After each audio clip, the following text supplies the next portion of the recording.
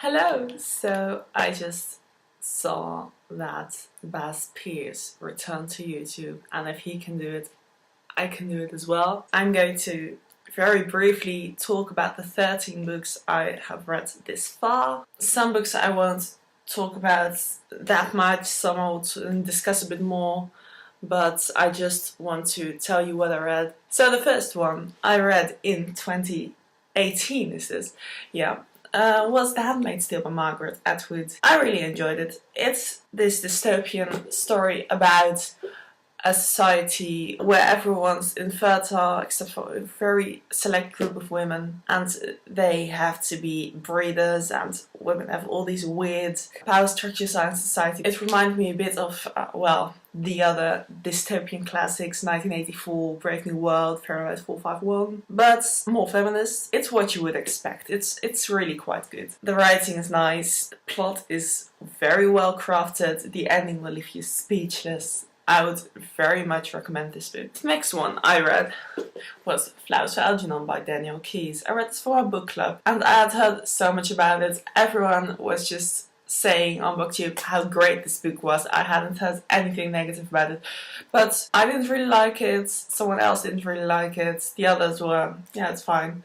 But it wasn't bad or anything. It just didn't really do anything for me. It's the story about a man with an IQ of 68. Well, basically he's incapable of participating in society, but he really wants to get smarter. So he participates in this experiment which makes him smarter, and it's just him getting smarter and smarter, and his perspective on the world changing. It was very interesting in that sense, but it wasn't the heartbreaking, incredible story I had expected. So then I read an author I had been wanting to read for quite a long time, and it's The Sirens of Titan by Vonnegut. I will be reading more Vonnegut. I'm very excited to get more into him because I really liked his humour in this, his satiric approach to the world. He has a very unique view of the world, which is very interesting and worth reading about. But I didn't really like this book all that much. I mean, it still was 3 stars, but it wasn't the strongest to me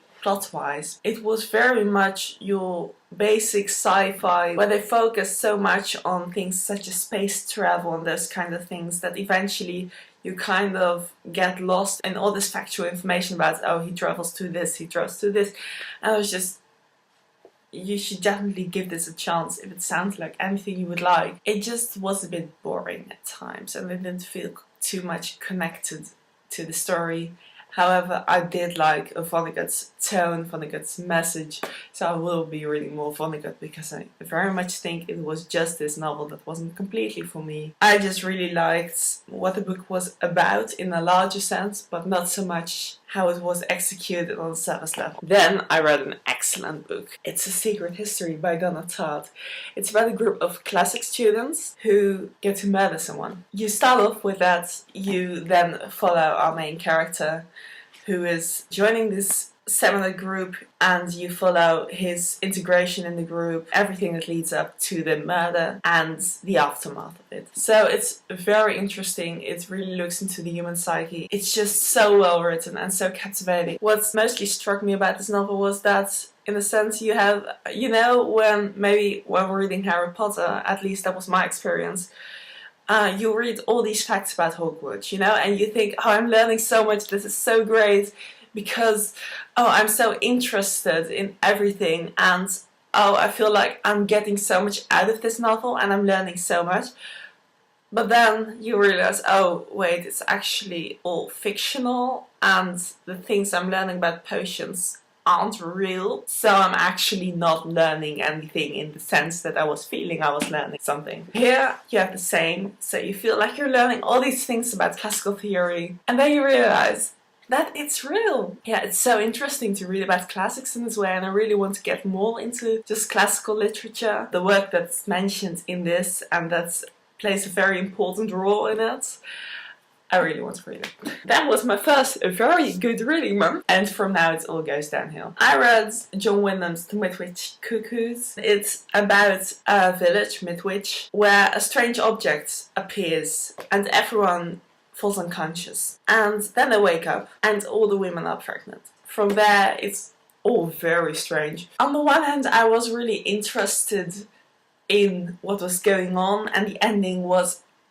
absolutely amazing. It was a bit too slow for me, but at the same time it was a tiny novel, so even I could read it in 2 days, which says quite a lot. But it wasn't as plot driven as I had hoped for a book which attracted me so much because of its plot. But John Wyndham is a very good writer because there are so many messages about the way humans are. There are so many interesting theories about how humans interact with aliens and with themselves. It really goes into human nature. I would really recommend it, but it's a bit slow. Then I read a book which I don't have. I read it for school, and it's Gawain and the Green Knight. It's a medieval romance. I didn't really like it. It was a bit boring, to be honest. I'm glad I read it, but that's about it. Then I read Alice's Adventures in Wonderland and Through the Looking Glass by Lewis Carroll. You might have heard of it. It follows Alice and her adventures in Wonderland and Through the Looking Glass. I'd never read it, and I might have seen the film when I was little. So when I read it, everything kind of fell into place because I started remembering all these things, and I finally knew. So, oh, that's that quote, and oh, finally everything kind of comes together. But as a book on its own, it was a bit boring. It was a bit too absurd with that. I didn't really care about the events or the characters because it was just too much stacked onto each other. So many weird events. But there were some poems and songs in this, and those were great. I mean, you can't deny that. And it was very cute. It was a 3-star read, and the introduction is really good. It talks about how this work's actually modernist and how it talks about alienation and such, but it didn't completely sweep me away as I'd hoped. Then I read another thing for my course at university, and it's The Duchess of Malfi by John Webster, which is a play about people taking revenge on each other, and it's quite good actually. It's a lot of fun. It didn't really stay with me too much. Next one I read for the Thriller-a-thon, which was hosted by Harriet Rosie, whose channel I'll link down below, and I managed to read one book in that week, but I still read something, and it had been on my shelves for years and I never picked it up, and I was afraid I wouldn't ever pick it up, and I think I shouldn't have ever picked it up, and it was Web of Evil by J.A. Jance. I just picked this up for free at some point in my life, and it was... I mean, it's a 2007 thriller. It's everything you would expect from a thriller published in 2007. I couldn't even very well recite the plot for you, even though it hasn't been that long since I read it. The plot was just very basic. There were many plot holes. The characters were absolutely terrible, and not in a good way. It was also very, very 2007. There was some dumb blonde, and the main character was just shitting on her. Like, the main character was getting a coffee or something. That girl was like, oh, but please make it soy milk because I'm vegan. And the main character was like, oh, yeah, of course she's vegan. And I was just like, I'm not even vegan, but I felt so attacked right now. It was kind of shit. I didn't even dislike the reading experience. It was quite fun, but it was very bad. And I really gave it 1 star because there were so many things wrong with it. But I didn't absolutely hate the reading experience, I must admit that. Then I read another book which I've had for years, and this had been on my shelf for a very long time, because when I picked it up I didn't know anything about it. I purely picked it up because of the synopsis, which sounded good, and every time I thought, oh, maybe I shouldn't even keep this because when am I going to get to it? I read the synopsis and I thought, oh, this actually sounds pretty good, and it's Making It Up by Penelope Lively. This is absolutely beautiful writing. It's a short story collection. The writer talks about events that happened in her life and what if something different had happened. So what if she had fled from a war to a different place and things would have happened. The first story is quite racist.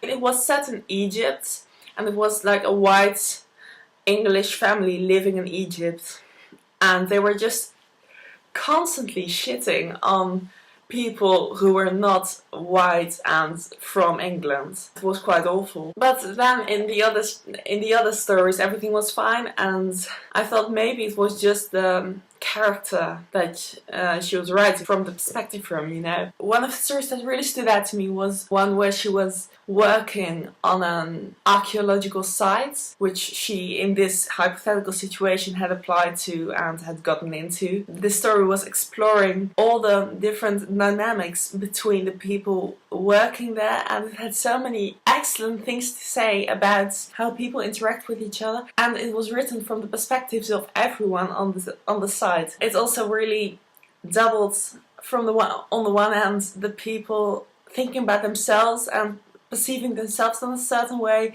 and then other people completely disregarding that view. They actually saw how the person was acting, and it was completely different from how they perceived themselves, and it was so interesting. There was also a story about what if she had gotten pregnant at the age of young. How her own life, so Penelope's life, kind of goes completely wrong, and that her daughter's life is the absolute opposite, and she's very restricted in every sense because she really wants to do well in every aspect of her life. And it's so interesting to see how people can influence each other. Then I read for school, we just read this in class, in a rhetoric class, You Talking To Me by Sam Leith. He signed it for me because he gave a talk at our school and he signed it for me, which was exciting. It's quite an interesting book. It's non-fiction about the history of rhetoric, the aspects of rhetoric, what all goes into it, how it influences media, all those kinds of things. It's a very good introduction, I think, and it's also quite funny. The book I read then was a book I also quite recently bought, so you know I'm like all in for it. And it's If on a Winter's Night the Traveller by Italo Calvino, and it was great. It's postmodern. I'll just read out the first few lines because then you'll immediately know what kind of thing it is. You are about to begin reading Italo Calvino's new novel, If on a Winter's Night a Traveller. Relax, concentrate, dispel every other thought. Let the world around you fade. Best to close the door. The TV is always on in the next room. Tell the others right away, no, I don't want to watch TV. Raise your voice, they want to hear you otherwise. I'm reading, I don't want to be disturbed. It's written in the second person, at least in part, and it's about you, about the reader, who goes to buy Italo Calvino's new book and reads it, and then you read a part of a story. And then the story doesn't continue because there's a printing mistake. So you go back to the store. You try to find that original book, but you get another book. And it takes you through all kinds of genres. It's so peculiar because it's basically part of the larger story and then a smaller story within. And then a larger story and then a different story within.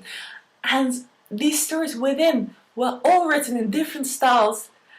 And they were really distinguishable in writing style, in themes, in everything from each other. And they were all so good. After finishing this, I spent a few weeks just thinking. Yeah, so I was just walking in bookshops and absentmindedly thinking, oh, I really need to watch out if they maybe have Without Fear of Wind or Vertigo. And then I thought, oh shit, it's a book inside this book. It doesn't really exist apart from in this book. So that was kind of shit. And really great. It was such a good book. I mean, I would definitely recommend it. And the story, the frame story, you know, was also quite good. At some point it got a bit too much, you know, but it's postmodern, it's allowed. So I would definitely recommend it. I eventually gave it 4 stars, but now I see my own enthusiasm. I think maybe it should have 5. Because it was so good. I would definitely recommend this if you're in any case interested in postmodernism. It's excellent. It's absolutely excellent. And then the last one I read for a book club, and it's Mrs. Dalloway by Virginia Woolf. It's feminist. It's stream of consciousness. The writing style is absolutely gorgeous. It's so picturesque. You can see everything and the way people perceive each other. You really learn so much from this book, and I would very much recommend it. It's beautiful and it's so interesting. Thanks for watching, and I'll see you next time. Bye!